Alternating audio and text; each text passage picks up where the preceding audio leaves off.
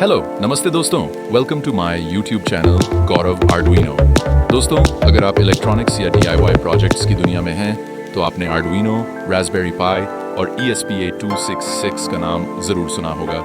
लेकिन अक्सर खासकर कि बिगिनर्स इन बोर्ड्स को लेकर बहुत ज़्यादा कंफ्यूज रहते हैं। उन्हें समझ नहीं आता कि उनके प्रोजेक्ट के लिए कौन सा बोर्ड सही रहेगा। क्या आर्डुइनो से ही सारे काम हो सकते हैं? रास्पबेरी पाई इतना महंगा क्यों है? और ये ESP8266 क्या काम आता है? और अब तो बाजार में ESP32 और रास्पबेरी पाई पिको W जैसे नए खिलाड़ी भी आ गए हैं, जिसने इस कंफ्यूजन को और भी बढ़ा दिया है। तो आज इस अल्टीमेट कंपैरिजन वीडियो में हम कोई प्रैक्टिकल नहीं करेंगे, बल्कि इन सभी 5 पॉपुलर बोर्ड्स के दिमाग को समझेंगे। हम इनकी गहराई में जाएंगे, इनके फायदे, नुकसान और सबसे ज़रूरी इनके यूज़ केस को समझेंगे। इस वीडियो को देखने के बाद आप अपने अगले प्रोजेक्ट के लिए एकदम सही बोर्ड खुद चुन पाएंगे। तो चलिए शुरू करते हैं। भाग 1, माइक्रो कंट्रोलर्स द वर्कर्स। सबसे पहले हम उन बोर्ड्स की बात करते हैं जो माइक्रो कंट्रोलर कहलाते हैं। एक माइक्रो कंट्रोलर को आप एक भरोसेमंद वर्कर समझिए, जिसे एक समय पर एक ही काम दिया जाता है और वो उस काम को बहुत अच्छे से बिना थके बार बार करता है। हमारा पहला वर्कर है Arduino Uno, the beginner hero. Arduino Uno वो बोर्ड है जहां से हम सब अपनी शुरुआत करते हैं। यह एक 8-बिट माइक्रो कंट्रोलर ATmega358P पर आधारित है। ये क्या करता है? ये सिंपल टास्क के लिए बना है, जैसे सेंसर से डेटा पढ़ना, LED को जलाना बुझाना, मोटर को कंट्रोल करना। फायदे, इसका सबसे बड़ा फायदा है इसकी सादगी, सिंपलिसिटी। इसे सीखना बहुत आसान है। इसका आर्डुइनो IDE बहुत यूज़र फ्रेंडली है और इसकी कम्युनिटी बहुत बड़ी है। आपको हज़ारों ट्यूटोरियल और प्रोजेक्ट्स मिल जाएंगे। नुकसान, इसका दिमाग थोड़ा धीमा है, 16 GHz। इसमें ना तो वाईफाई है और ना ही ब्लूटूथ। यह एक समय पर एक ही कोड रन कर सकता है और इसमें कोई ऑपरेटिंग सिस्टम नहीं होता। कब इस्तेमाल करें? जब आप रोबोटिक्स जैसे line follower, one obstacle avoider, simple weather station या कोई भी ऐसा प्रोजेक्ट बना रहे हैं जिसे इंटरनेट की ज़रूरत नहीं है। अब मान लीजिए आपको अपने आर्डुइनो प्रोजेक्ट को इंटरनेट से जोड़ना है। यहीं पर एंट्री होती है ESP बोर्ड्स की।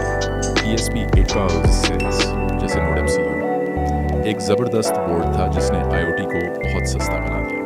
लेकिन मैं आपको ESP82666 की जगह इसके बड़े भाई ESP32 को इस्तेमाल करने की सलाह दूंगा। ESP32 एक असली IoT किंग है। फायदे, यह ESP8266 से बहुत ज़्यादा पावरफुल है। इसमें ड्यूल कोर प्रोसेसर है, बिल्ट इन वाईफाई और ब्लूटूथ दोनों हैं। इसमें ज़्यादा GPIO पिन्स, ज़्यादा एनालॉग पिन्स और ज़्यादा मेमोरी है। नुकसान, यह आर्डुइनो ऊनो से थोड़ा सा ज़्यादा कॉम्प्लेक्स हो सकता है, लेकिन अच्छी बात यह है कि आप इसे भी आर्डुइनो IDE में ही प्रोग्राम कर सकते हैं। कब इस्तेमाल करें? जब भी आपके प्रोजेक्ट में इंटरनेट या मोबाइल शब्द आए, जैसे smart home switch, Google assistant से कंट्रोल होने वाले प्रोजेक्ट्स, वाईफाई कार या ऐसा कोई भी सेंसर जिसका डेटा आप अपने फ़ोन पर देखना चाहते हैं। हमारा तीसरा वर्कर है Raspberry Pi Pico, the new challenger. दोस्तों, यहीं पर सबसे ज़्यादा कंफ्यूजन होती है। रास्पबेरी पाई पिको नाम सुनकर लोग इसे रास्पबेरी पाई कंप्यूटर समझ लेते हैं, लेकिन नहीं। पिको एक माइक्रो कंट्रोलर है, बिल्कुल आर्डुइनो की तरह। इसे रास्पबेरी पाई कंपनी ने आर्डुइनो को टक्कर देने के लिए बनाया है। फायदे, यह आर्डुइनो ऊनो से बहुत ही ज़्यादा तेज 133 MHz है। यह सस्ता है और माइक्रो पाइथन को सपोर्ट करता है, यानी आप इसे पाइथन में कोड कर सकते हैं। इसका एक नया मॉडल पिको W भी आता है, जिसमें बिल्ट इन वाईफाई है। नुकसान, इसकी कम्युनिटी अभी आर्डुइनो जितनी बड़ी नहीं हुई है।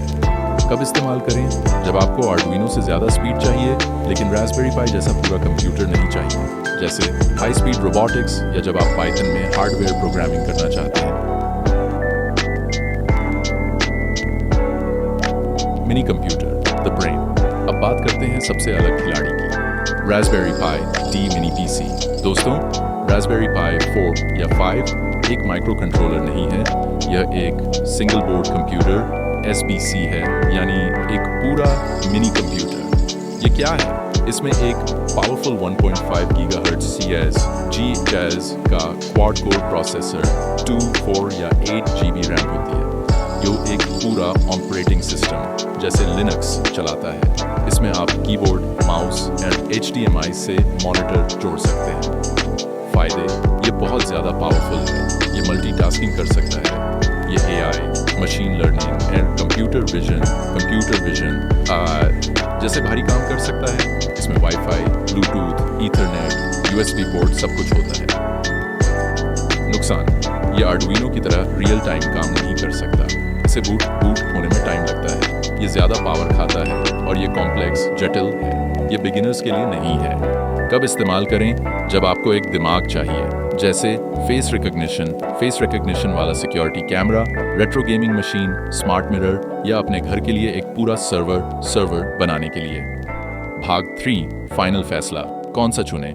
दोस्तों, मुझे उम्मीद है कि आपको इन सभी बोर्ड्स की ताकत और कमजोरी समझ आ गई होगी। इफ एनी डाउट और क्वेश्चन, कमेंट प्लीज। चलिए, मैं आपको एक स्मार्ट डस्टबिन के उदाहरण से समझाता हूँ। सिनेरियो 1, आप चाहते हैं कि जब आप हाथ पास लाएं तो डस्टबिन का ढक्कन खुल जाए। यह एक सिंपल रिपीट होने वाला काम है। इसके लिए आर्डुइनो ऊनो बेस्ट है। सिनेरियो 2, आप चाहते हैं कि जब भी डस्टबिन फुल हो जाए तो आपके मोबाइल पर नोटिफिकेशन आ जाए। इस काम के लिए इंटरनेट, वाईफाई, इसके लिए ESP32 बेस्ट है। सिनेरियो 3, आप चाहते हैं कि डस्टबिन में कैमरा लगा और वो AI का इस्तेमाल करके खुद देखे कि आप सूखा कचरा डाल रहे हैं या गीला कचरा, और उसी हिसाब से अलग आधा ढक्कन खोलें। इस काम के लिए कैमरा और AI प्रोसेसर चाहिए। ये काम सिर्फ रास्पबेरी पाई 4 या 5 ही कर सकता है। तो मेरी सलाह क्या है? अगर आप एक स्टूडेंट या बिगिनर हैं तो आर्डुइनो ऊनो से शुरू करें, और अगर आप IoT और स्मार्ट होम प्रोजेक्ट्स में जाना चाहते हैं तो ESP32 से शुरू करें। ये दोनों बोर्ड्स आपके 90% DIY प्रोजेक्ट वर्क्स के लिए काफ़ी हैं। तो दोस्तों, आज के लिए बस इतना ही। ऐसे ही interesting video, knowledgeable, electronic, Arduino, DIY, experiments video देखने के लिए मेरे चैनल को सब्सक्राइब करें। Thanks for watching.